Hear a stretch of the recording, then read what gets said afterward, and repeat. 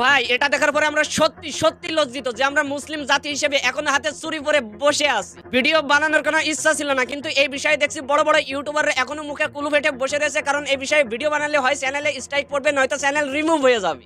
দেখেন ব্রাদার, আমার অনেক কষ্ট হয়েছে এই চ্যানেল এই পর্যন্ত দাঁড় করাতে, কিন্তু তার চেয়েও বেশি কষ্ট হচ্ছে ফিলিস্তিনি ভাই বোনদের জন্য যারা নির্বিচারে নির্যাতিত হচ্ছে দিনের পর দিন ধরে। হ্যাঁ ভাই, তাই আর চুপ করে থাকতে পারলাম না, মনে হইলো এবার কিছু বলতেই হবে। এই যে ফিলিস্তিনের পতাকা দেখতেছেন, আজকে এই পতাকাগুলোর দাম 80 টাকা 100 টাকা করে বিক্রি করতেছে। জি ভাই, এটাই আমাদের সোনার বাংলাদেশ। দেশটা সোনার হইলেও মানুষগুলো এখনো সোনার হতে পারেনি। এরা তো সেই আজীবন সুযোগের সৎ ব্যবহার করে গেছে।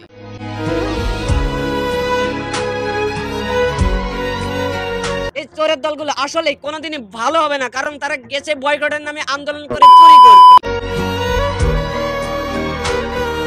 আসলে ভাই, ওই যে কথাই আছে না, চোরের আবার ধর্ম, তারা আজীবনই ধর্মকে ব্যবহার করে নিজেদের স্বার্থ হাসিল করে যাচ্ছে।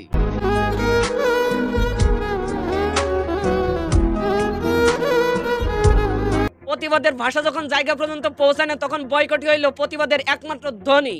কিন্তু যেই পণ্য বয়কট করছে সেই পণ্য যদি আবার নিজেরা ভাগাভাগি করে সেটা যদি আবার পরিধান করে, তাহলে এটা আবার কেমন বয়কট ভাই? নাকি তারা এটাই ভাবছে বাটা হারাম কিন্তু বাটা জুতা লুট করে পরা আরাম? আর যদি তা না হয় তাহলে তারা এটাই ভাবছে নতুন জুতা না পরে জিহাদ করতে যাওয়া যাবে না। হাই রে বাঙালি, তোরা তো সুযোগ পাইলে ফিলিস্তিনি গিয়ে ভাঙা ঘর ধরে রড চুরি করে আনতি। हम भी वो हैं जो कभी किसी के पीछे नहीं खड़े होते, यहाँ खड़े हो जाते हैं। এই যদি হয় আমাদের প্রতিবাদের ভাষা, আবার আমরাই মুসলিম জাতি হিসেবে জান্নাতে যাওয়ার করি আশা। ইতিহাসের পাতায় লেখা থাকবে, পাকিস্তান ছিল বিশ্বের অন্যতম পারমাণবিক শক্তিধর, তবুও গাজা রক্ষার্থে একটি বোমা উড়ে আসেনি। আসবে কেমন করে ভাই? এখন তো তারা তাদের অর্থনীতি সমৃদ্ধ করার জন্য তাদের গোলামি শুরু করে দিয়েছে। আগামী 12 এপ্রিল রোজ শনিবার শাহবাগ থেকে শুরু হয়ে মানিক মিয়া এভিনিউতে যে এই মার্চটি শেষ হবে। ইনশাআল্লাহ তাআলা আমি নিজে সশরীরে এই বিক্ষোভ সমাবেশে উপস্থিত থাকবো এবং আপনারাও দলে দলে যোগদান করুন।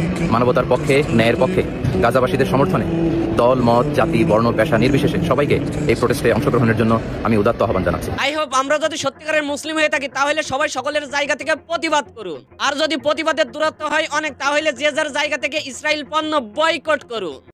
কোকা কোলা যে খাইছে মানিকুলা। সর্বোপরি আমরা রক্তে মাংসে একে অপরের ভাই না, বরং আমরা মুসলিম জাতি হিসেবে এক মুসলিম আর এক মুসলিমের ভাই। তাই আমরা ভাই হয়ে ভাইয়ের বিপদে এগিয়ে যাবো, আর এটাই আমাদের ইসলাম ধর্মের আদর্শ।